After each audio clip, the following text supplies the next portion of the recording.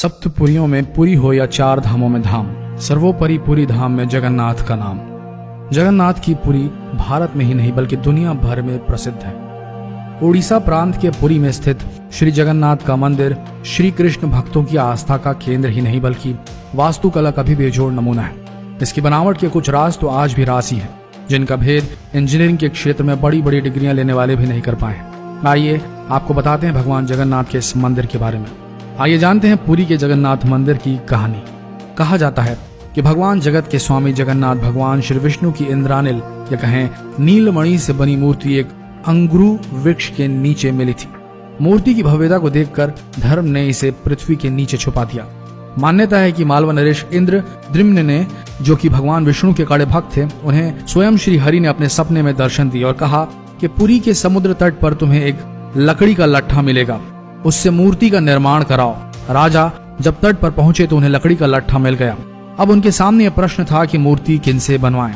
कहा जाता है कि भगवान विष्णु स्वयं श्री विश्वकर्मा के साथ एक वृद्ध मूर्तिकार के रूप में प्रकट हुए। उन्होंने कहा कि वे 1 महीने के अंदर मूर्तियों का निर्माण कर देंगे, लेकिन इस काम को एक बंद कमरे में अंजाम देंगे। 1 महीने तक कोई भी इसमें प्रवेश नहीं करेगा, न कोई ताक झांक करेगा, चाहे वह राजा ही क्यों न हो। महीने का आखिरी दिन था। कमरे से भी कई दिन से कोई आवाज नहीं आ रही थी, तो कौतूहलवश राजा से रहा न गया और अंदर झांक कर देखने लगे। लेकिन तभी वृद्ध मूर्तिकार दरवाजा खोलकर बाहर आ गए और राजा को बताया कि मूर्तियां अभी अधूरी हैं, उनके हाथ नहीं बने हैं। राजा को अपने कृत्य पर बहुत पश्चाताप हुआ और वृद्ध से माफी भी मांग ली, लेकिन उन्होंने कहा कि यह दैव की मर्जी है। तब उसी अवस्था में मूर्तियां स्थापित की गईं। आज भी भगवान जगन्नाथ, बलभद्र एवं सुभद्रा की मूर्तियां उसी अवस्था में है। जगन्नाथ यात्रा। जगन्नाथपुरी में मध्यकाल से ही भगवन्नाथ की हर वर्ष पूरे हर्षोल्लास के साथ रथ यात्रा निकाली जाती है। इसमें मंदिर के तीनों प्रमुख देवता भगवान जगन्नाथ, बलभद्र और भगिनी सुभद्रा को अलग अलग रथों में पूरी विराजमान किया जाता है। पूरी तरह से सुसज्जित इस रथ यात्रा का नजारा भी भव्य दिखाई देता है। वर्तमान में रथ यात्रा का चलन भारत के अन्य वैष्णव कृष्ण मंदिरों में भी खूब जोरों पर है। अब तो छोटे छोटे शहरों में भी भगवान जगन्नाथ की रथ यात्रा के आयोजन होते हैं। जगन्नाथ मंदिर के आश्चर्य। 4 लाख वर्ग फुट के विस्तृत क्षेत्र में फैला भगवान जगन्नाथ का यह मंदिर 4 दीवारी से घिरा है और कलिंग शैली की मंदिर स्थापत्य कला व शिल्प के प्रयोग से बना भारत के भव्य स्मारक स्थलों में शुमार है। मंदिर का मुख्य ढांचा 214 फुट ऊंचे पाषाण चबूतरे पर बना है। मूर्तियां इसके भीतर आंतरिक गर्भगृह में मुख्य देवताओं की मूर्तियां स्थापित है। वैसे तो भारत के बहुत सारे मंदिरों के साथ आश्चर्य जुड़े हुए हैं, लेकिन जगन्नाथ मंदिर से जुड़े आश्चर्य बहुत ही अद्भुत है। कहते हैं प्रत्यक्ष को प्रमाण की आवश्यकता नहीं होती। भगवान जगन्नाथ के इस मंदिर पर जाकर कोई भी इन आश्चर्यों को देख सकता है, लेकिन बहुत प्रयासों के बाद भी अभी तक इन रहस्यों से पर्दा नहीं उठा है। इनमें से कुछ रहस्य इस प्रकार है। हवा के खिलाफ लहराती है ध्वजा। मंदिर के शिखर पर स्थित ध्वज हमेशा हवा की विपरीत दिशा में लहराता है। ऐसा क्यों होता है, ये एक रहस्य ही बना हुआ है। एक और अद्भुत बात इस ध्वज से जुड़ी है, वो ये है कि इसे हर रोज बदला जाता है और बदलने वाला भी उल्टा चढ़कर ध्वज तक पहुंचता है। मान्यता है कि यदि एक दिन ध्वज को ना बदला जाए तो मंदिर के द्वार 18 साल तक बंद हो जाएंगे। सुदर्शन चक्र।